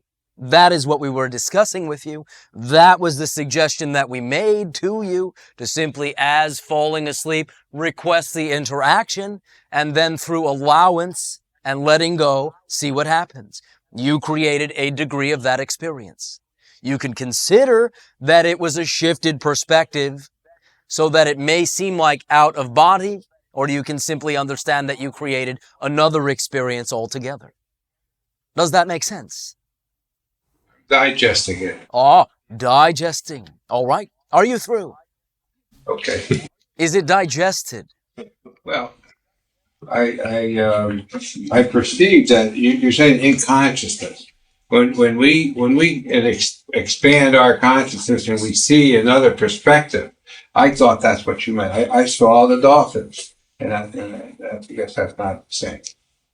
In a sense, we are saying the same thing in slightly different terms. A dream, a sleeping dream, is shifting your perspective and creating a reality around it. So from one way of looking at it, again, using your terminology, all sleeping dreams are out-of-body experience where you seem to bring along another body and a reality wrapped around it. Yes? No, I don't see myself in a dream. Do you see yourself right now? Or do you see those around you? If you saw yourself, you would be twice removed. When you look through your eyes, unless you look down at your physical body, you do not see yourself, yes? Yes. Is it not similar? From that, yes. When you look that way, I guess you're right. Yes. All right. I wouldn't see the body. But you see, I'm talking to you with my hands. I see body. All right. I feel body. Perhaps in that instance, it was more of a consciousness-oriented experience, where you did not bring along the same definition of body, though you still experienced the sensation of being corporeal or in a body, as the observer. All right? Elan, Ace. I'm not quite sure how to phrase this other than to say I already want to thank you for what I've received here this evening in terms of an answer to this, but I guess part of me still wants to put it out, and that is that I've had some various energetic things happening on the property at my home recently, and I'm wondering, kind of like crop circles and highways out into a lake, and also some fire in water this summer, and some other very unbelievably beautiful looking mushrooms that seemed like they were from another land, all in the same area in a peninsula on my home where I live. And some people have said this is like a landing ground for, other entities, and other people have said that there's a communication of some mechanical energy that's moving here. And I guess I'm just wondering, am I supposed to just be with it? May I ask you a question? Yes. Other people aside for the moment. Yes. What is your understanding? What do you believe about what all this means? Is it a sign, as you say, of something, first of all? Yes. All right. What is your perception? What is the meaning that you attach to the purpose of the sign? And is it not an obvious sign? All right. I think my first impression that I tend to doubt it, so that I'll move into doubt. All right. Get a first impression immediately. Then, friends aside and doubt aside, what then do you come up with? That there's something happening there. All right. Energetically, something's going on. There's communication from somewhere that's coming down. What are you moved to then do about it? What I've been moved to do is my husband recently died, is to open my home as a light center, and it happened very circle. It seems to be moving with the speed of light in an unbelievable kind of way. So it feels right, but there's always the doubter in me that says, are you sure? Are you sure? All right. Doubt is not a lack of trust. It is an infinite trust in the thing you say you do not prefer. Now, understanding this, you get to choose where you place your trust. All that aside, do you feel that that is what you wish to do? Mm-hmm. Do you feel that that would be a worthy thing to do? Yes. That it would allow you to be of service to yourself, at the same time, service of others? Yes. Not factoring out yourself. Right. All right. Then is it not obvious? Yes. Thank you. What will you do? I'll continue with the plan that's in operation. All right. What if trusts in the thing you don't prefer comes up? What if what you call doubts, what I am explaining, are actually trusts in a negative outcome, come up? I'll embrace them too. All right. Will you allow them to paralyze you, or simply to reaffirm what you know to be true for yourself? Well, it feels like I use it as an opportunity to surrender and let go of that part of me. All right. Understand the following. You do not need external validation right now. What you need, in terms of how you create that term, is internal validation. Allow me to borrow liberally from your slang. If you build it, they will come. The rest is up to you. Happy trails. Well, I thank you as well. Hey, Smail. I was wondering, is there a photon belt that's being directed towards Earth that will consume Earth shortly, that will have the effect of, when it hits, that it will give us back our original 13 chakras? First of all, nothing need give you back something you have never lost. Your willingness to acknowledge what you already have is all it takes to re-energize and create a relationship to what you already are. Second of all, precisely speaking, to address this from another angle, since this has come up before, photon is simply light. There are constantly photons, belts, waves of photons bombarding and bathing your planet, both from what you call your central star or sun, and from reflective bodies in the space, and from various forms of consciousness. You are constantly bathed in light. You are actually made of light, and you exist within the light of your own consciousness. You do not need any particular wave or belt to transform yourself, simply the decision to do so. Individuals will create by agreement certain dates, thresholds, and phenomenons through which they, by agreement, will decide to express more of who they are at a given time. But that is truly the mechanism, and not anything external catalyzing who you are. Does that make sense? Well, yes. There have been many such belts of light. There will be many more. You can use one of them as a tool, catch the wave of one of them, and express more of who you are and say, it was the photon belt. Many individuals will do this, and many other individuals will say, well, who cares as long as they do it? What I am proposing to you is you need not wait till that date. If you understand yourself to have 13 centers that you wish to express and be in contact with, close your eyes and feel them. Do not think that they have been taken from you and need to be given back. You cannot lose who you are, and simply need but access it through conscious awareness, through intention. Does that make sense? Yes. Do you still wish to wait for the date? No, but I was wondering, if that is actually something that is occurring. From my perspective, again, there are various waves or belts of photons that vary in intensity. Several have occurred recently according to timing. Several will continue to occur. So you can experience the effect of what you are saying, yes.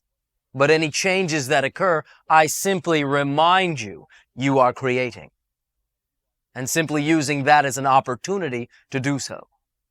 This source stated that this would change the total electrical system on Earth, that batteries would not be able to be used, that we'd have to change our electrical source. What is the proposed date of this activity? Well, they said within the next 2 years. One moment. From my particular scanning abilities, what you are saying in terms of the interference with your electrical system on an ongoing basis would be inaccurate. As a side note, it is my perception that your planet will experience in the next few years what you call increased seismic activity. And such phenomenon such as that can result in the acceleration of that phenomenon. And therefore, the phenomenon of seismic activity, or what you sometimes refer to as earthquake. Those can result in certain power outages, but it would not necessarily be a pervasive energy field that interferes with the overall flow of current on your planet, at least from my ability to scan.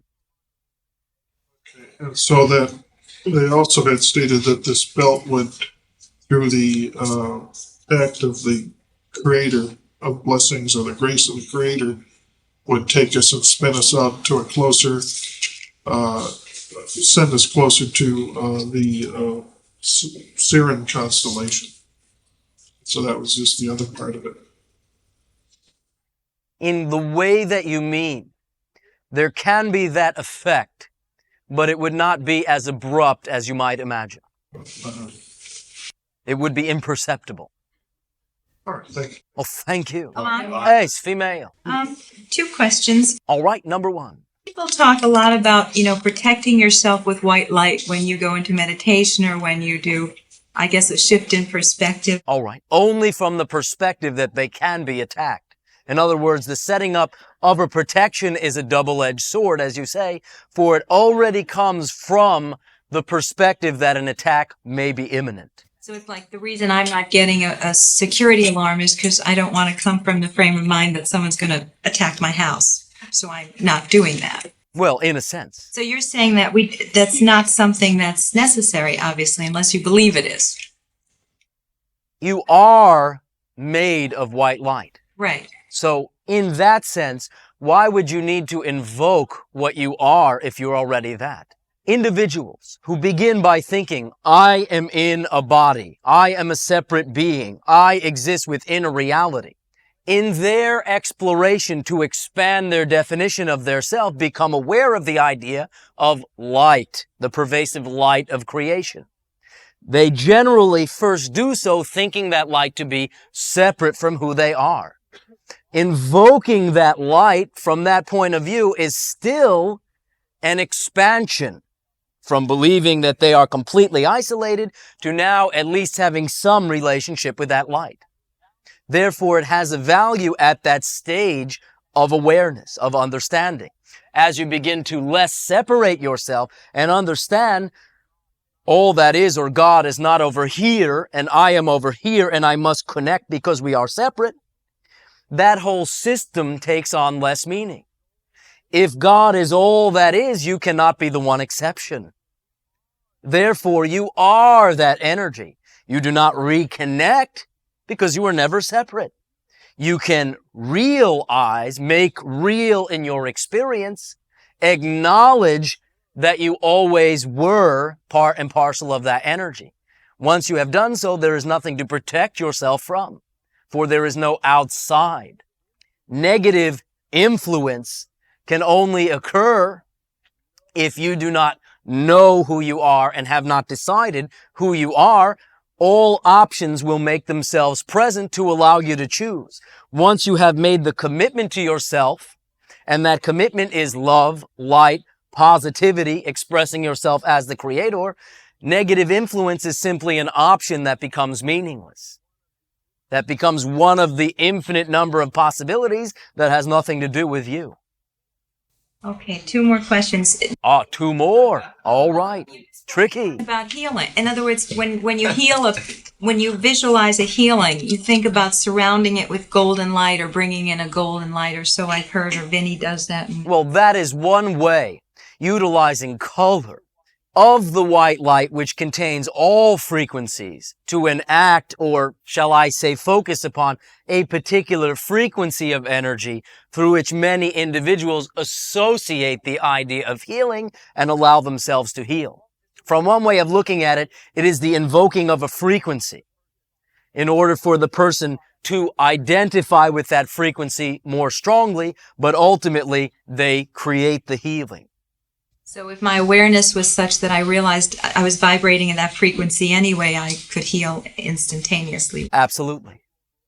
But individuals will always access tools that are around their level of willingness to acknowledge who they are. So if that tool will be helpful for you because you still believe yourself to be somewhat isolated, it can be very helpful. Ultimately, as you expand into yourself, you will look at that as a separation. But when you start from an isolated point of view, it is an expansion. So it depends which side of the coin, as you say, you are viewing it from. But it is helpful, and for many people, it is an expansion. I am this much more than I used to be, including this light, including the ability to synchronize to these frequencies and so forth. Okay, thank you. Elan. Female. Elan, I have a 9-year-old little boy who. Oh, congratulations. But he suffers from horrible nightmares. Suffers from nightmares. All right. That's not light enough, is it? But I'd like to know what to do to help him in some way. His body gets very rigid and he trembles. Can you give one overall example of such an experience of what he dreams? Does he tell you about them? He doesn't remember them. All right. And he doesn't see me, even though his eyes are wide open. All right. And he had one last night. His body was trembling. He was rigid. And when he spoke, and he did speak, it was as if he was not speaking with his own voice. All right. And I just would like to know, and he has no recollection of it at all. Does he ever have such a recollection? Never. All right. My suggestion is to simply suggest to him that he can choose, if he so desires, to request that he remember them. And then when he does create a memory or an version of the experience to be able to relate it to you, deal with the specifics in the circumstance. He relates it to me in his sleep. All right. But I am saying now to bring it to the conscious level. From the conscious level, you can dialogue with it. From the level of the creation of it now, it becomes more difficult. Mm-hmm. So plant the idea within him that he has the choice to remember them if he so requests it. And when he does, have him share that with you and dialogue again about the specifics, which will make more sense if you should choose to do this. Is this something that I'm creating? If this is in my reality, am I creating it? You're creating the awareness of the phenomenon, the opportunity to ask a question about it, and your version of my answer. But he is creating his experience of it. Understood? Well, I'm thinking that at this point, he doesn't really have an experience of it if he doesn't remember it at all. It seems that it's more my experience than it is his. Do you see what I'm saying? He has no recollection of this at all. I see what you're saying, and what I am telling you still remains the same. For in having him desire to remember an experience and describe it to you, your version of what he describes is what's relevant to you in the situation. Yes. Does he make that decision before he goes to sleep? Not in what you call conscious fashion, but it is part of the synchronicity of his experience. It is not an interruption from his perspective in who he is. I assume this individual is conveying that it is interrupting or seeming or being interpreted as an interruption for her. Elan, I had a similar, someone else came to me with a similar story. But the person herself would hear voices. And I asked her to close her eyes and speak to who was calling her. But this boy doesn't hear. It's just you talking to someone else. Yeah, he doesn't hear me at all when I speak to him, but he speaks. It was another. Someone else was talking, and then she picked up. She was talking for the other person, and I was able to communicate with that other entity, something like you and the channel. In a sense, they were channeling. And all we did was ask who was there, and they said who. In that particular instance, it is my perception. Now, we have not discussed this, and I do not know the specifics of the situation, but it is my perception that that individual was, as you say, I will use the vernacular, communicating with what you call deceased individual. Yes. All right. That is different from what I am discussing with this individual. You say another voice. It's not your son's voice. The voice that he uses when he speaks to me in the midst of the nightmare is not his own voice. All right. Again, is what is being said intelligible to you? Yes. Can you relate it? Yes. He said last night in a very deep, grovelly voice. Oh, how exciting. Yeah, it was very, very much like TV. He said, I hate humans. All right. How did you feel about that? And I can guarantee you, it was not me. I was terrified. I want to know if he's possessed. Here is my perspective. No, he is not possessed, as I have explained. That is not literally possible. It does not involve external influence. It involves something that he is exploring within himself. Now, this is why I have given the specific recommendation that I have, and really cannot go much farther unless you are willing to, shall I say, participate with my suggestion. All right? Yes. Then it will make more sense. Issues will come up that not only will assist him, but you as well. Great. All right. I thank you. Elan. One moment. No need to fear. If there were such a negative individual, I would be able to at least sense it, and do not in this instance. Thank you for that, yes. Well, thank you. Elan. Female. Is animal consciousness on Earth of the same stuff as what we would call human consciousness? And do you have animals of other what we would call species when it comes? Yes, we do have what you would call different animals upon our planet. And in that sense, to the first question, animal consciousness is varied from what you call human type, style, self-awareness consciousness. There still is the idea of self-awareness. There still is the idea of being a specific individual consciousness, but it is a different, more contracted, more instinctual form of consciousness.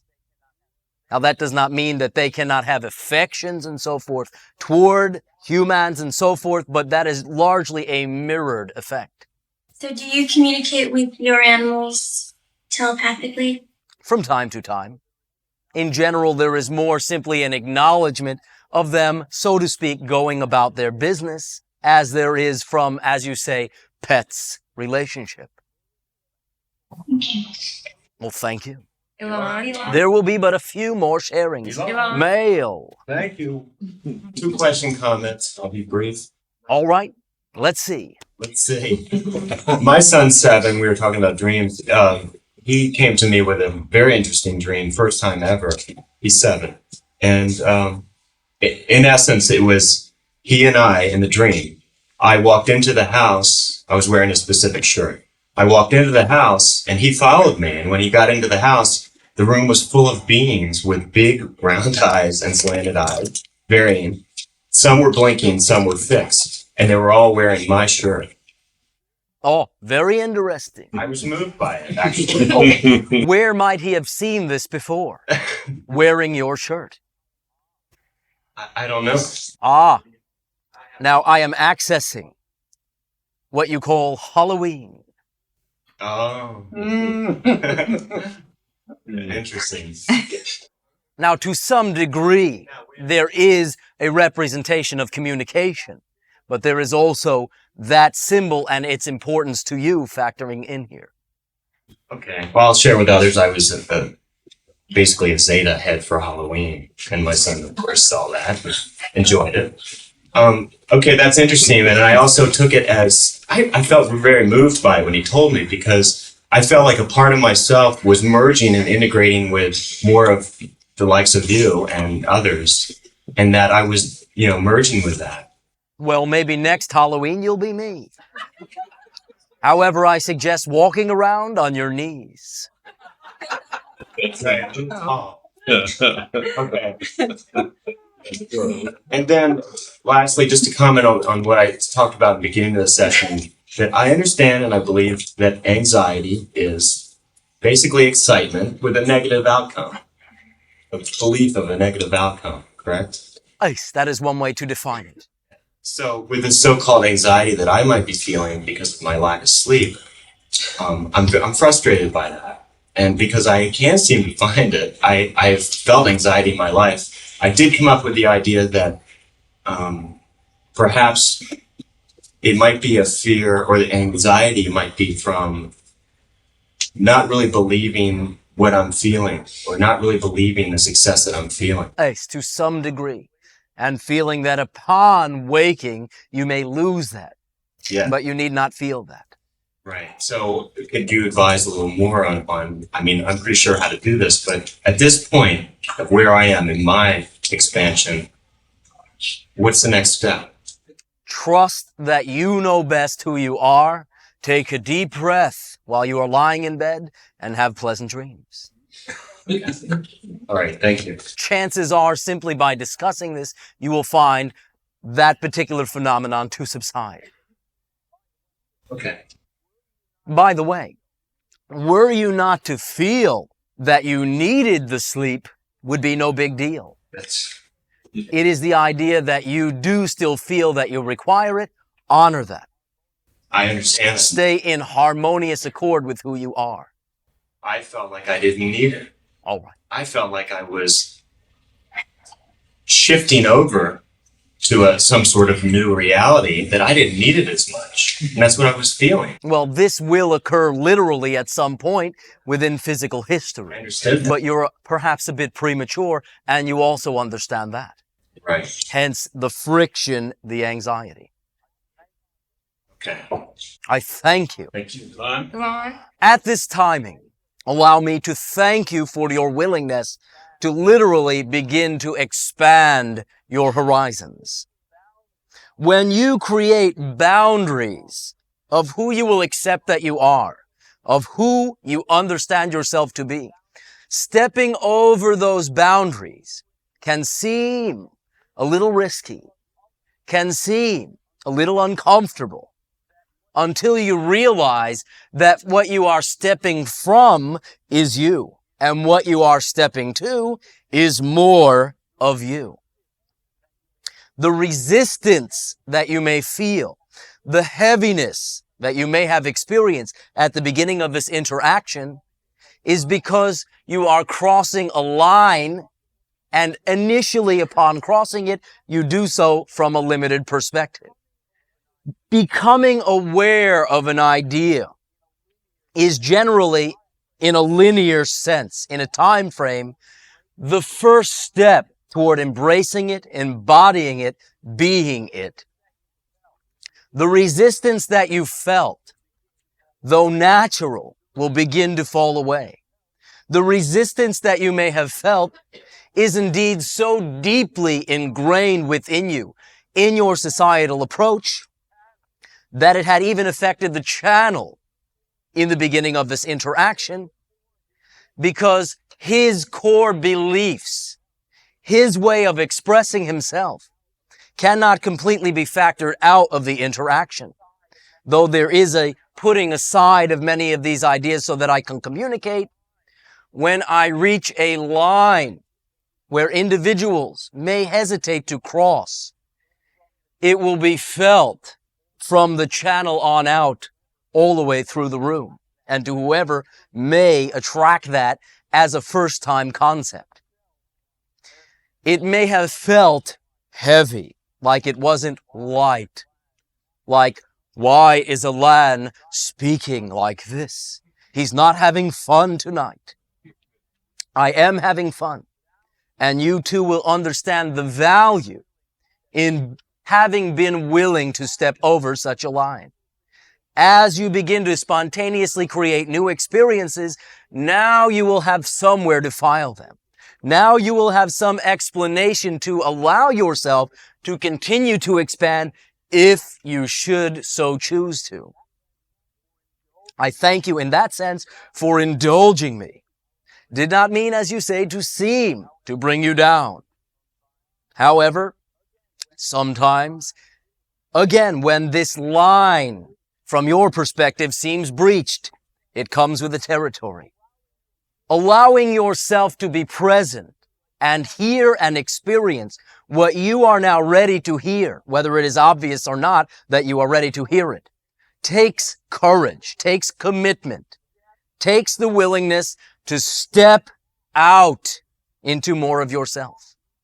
For that courage, for that willingness, I thank you for allowing me to be the conduit from yourself to yourself, to understand and know yourself that much more fully. And I thank the channel for his willingness to put up with it as well. I bid you a most fond and loving good evening, pleasant dreams, and happy trails.